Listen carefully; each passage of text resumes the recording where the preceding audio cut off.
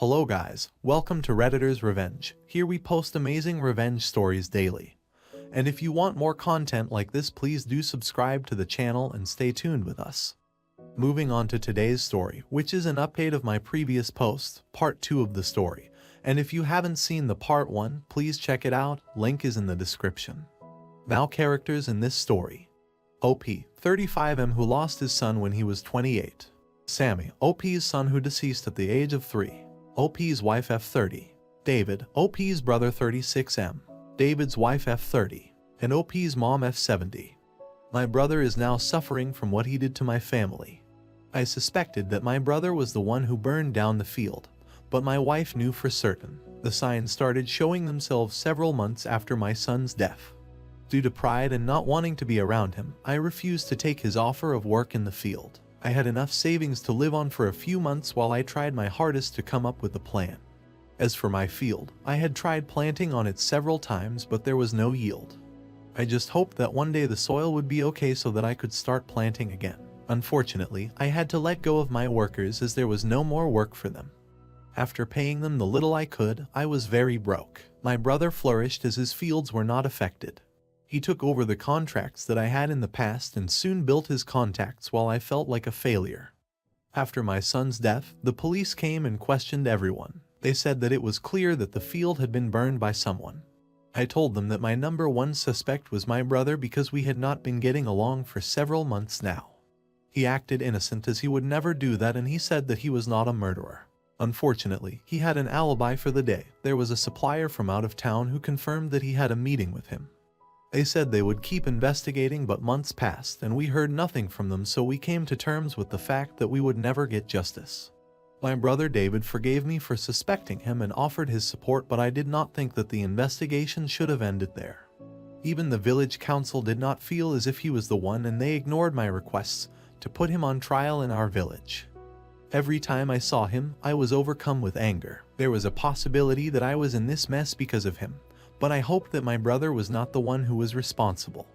To make it worse, he announced that his wife was pregnant with their first child. Though I congratulated them, my heart was not in it. My wife took it worse than me, and I had to stop her from saying what I could see she was thinking. But when she came home, she was very angry. She felt that they were taunting us with what they had taken away from us. That night I decided to start working with my brother to get revenge on him or find out the truth. I promised my wife that I would get answers for us. David was smug when I came to ask for a job, but said that he could not refuse to help his little brother since he was the head of the family. I would have corrected him, but I was now at his mercy. I did most of the work. He rarely visited the field. It was thanks to his workers that he was getting such a yield. It hurt so much to work in his field while across the fence my own was burnt, but slowly, he began to show signs of madness. There were days when he would come to the field and look like he had not slept in days. Days when I would find him talking to himself, looking almost scared. There was an incident one evening when we were about to go home when I sent one of the men to inform him that he had forgotten about a delivery that was supposed to leave that evening. We heard a struggle in the little room which was his office. When we got there, David had scratched the poor worker across the face and he was looking like he had just seen death, and he was sweating. I took him back to his house and told his wife about what happened once we had put him to rest. She told me that it had been happening for several days now. He had been having nightmares and screaming for someone to leave him alone. She said that he would randomly go for walks in the middle of the night and was refusing to eat. I asked if this was the first time that he was doing something like this, and she told me that he never had problems with his mind.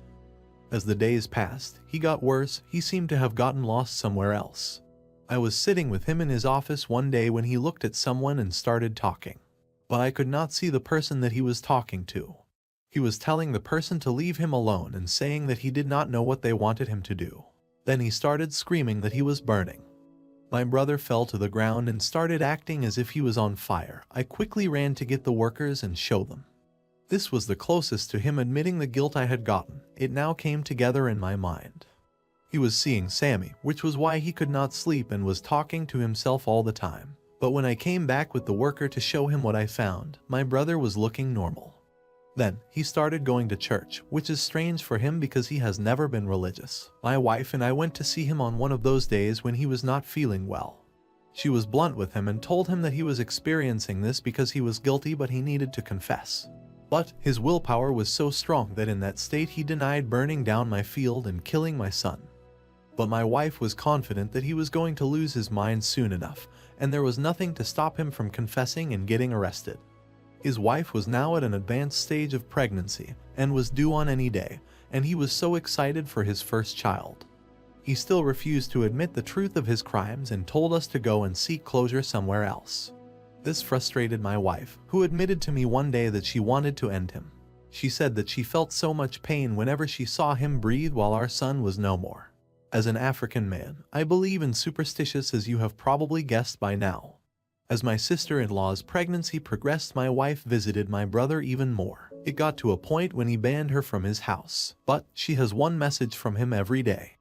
She told him that he better confess before his child was born or he might lose a son too.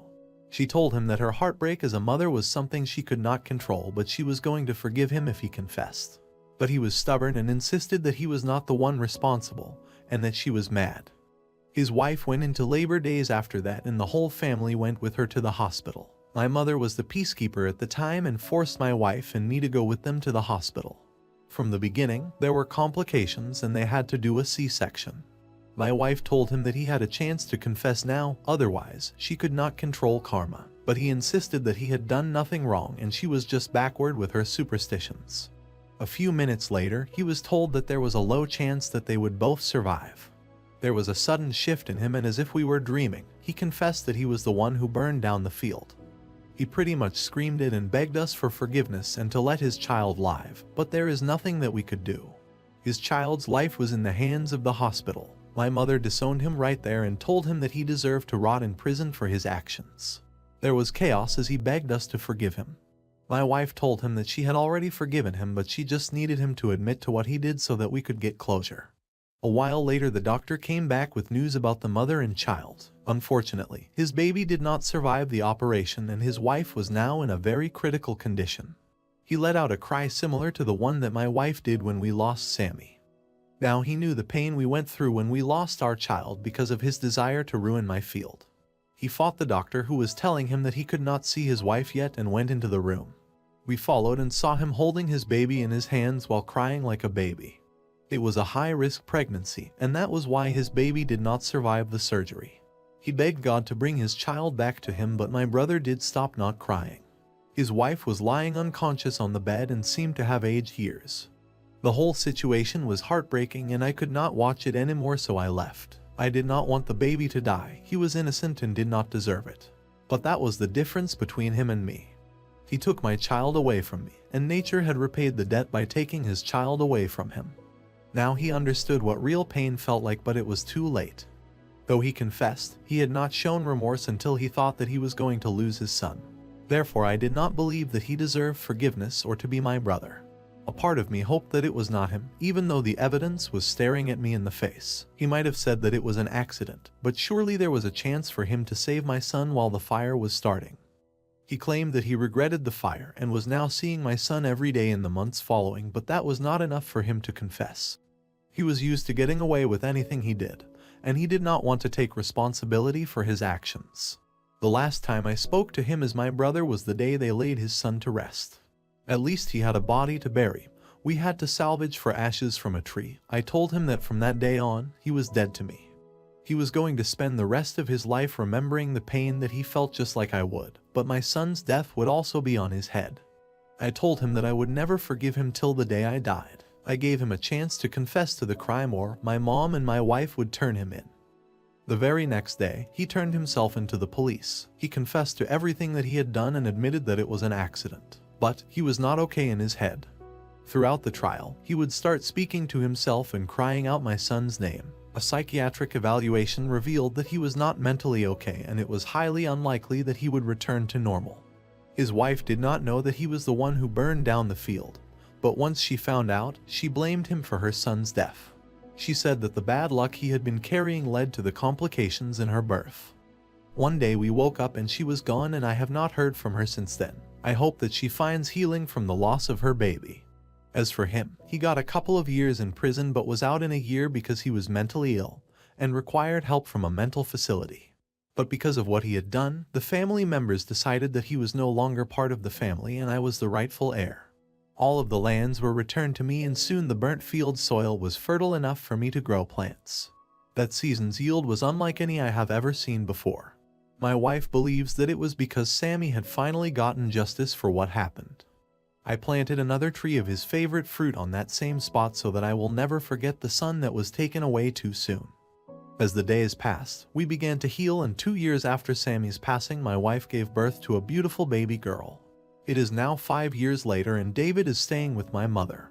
There is no money to have him taken care of in a mental facility, so he is the village's mad person.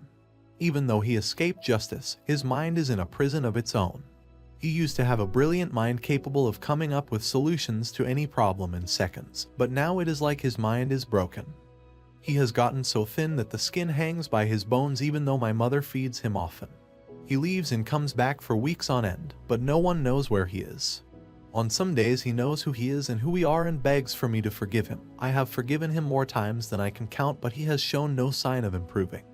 There is something that he holds on to dearly, and it is the memory of Sammy. He tends to think that any child he sees is my Sammy. Then he comes to me and tells me that he has seen Sammy, but it is always someone else's kid. He begs for forgiveness from kids that he has never met before, thinking that it is Sammy, and no amount of telling him will stop him from doing so. At night he keeps my mother awake with screams saying that he is burning. He swears that his whole body is on fire and begs for us to save him. He writes long letters, sometimes full of gibberish, but some of them are filled with such sorrow because I can see that he is aware that he is in so much pain. Now that our mother is older and cannot take care of him and my wife wants nothing to do with him, he roams the streets while talking to himself. I do not have the time to go looking for him when he goes on his rampages of madness.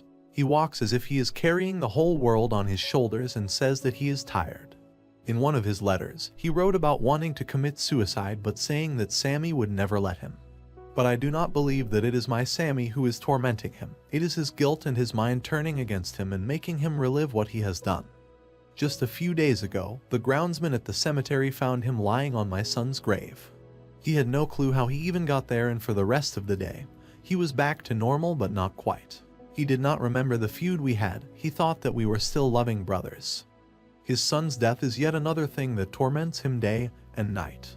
Sometimes he rocks an imaginary baby and sings to him, and I just watch him, not knowing how to feel. He has become a skeleton of a man with a broken mind. Do I then let it go because he is suffering so much? Why is it that my family members want me to stop being so angry because his mind is like a child's? I feel like what he is going through will never be enough for what we went through. As our culture states, if you kill a person you will pay dearly, and he is paying for it every day of his life, and maybe he will be paying until the day that he dies. Now that's it for today. Here is the end of our today's video. And, in my opinion, this is one of the most heartbreaking stories I've ever heard. I believe OP's brother is the one to blame for all of this destruction. His greed and envy took the lives of 2 innocent kids, but in the end karma got him what he deserves. I grieved sorry for Sammy and OP's nephew. They didn't deserve to die so young. I wish they rest in peace. Guys, let me know what's your opinion about this story in the comments section. And before leaving, please hit the like button and do subscribe to the channel to stay tuned with us for more awesome stories.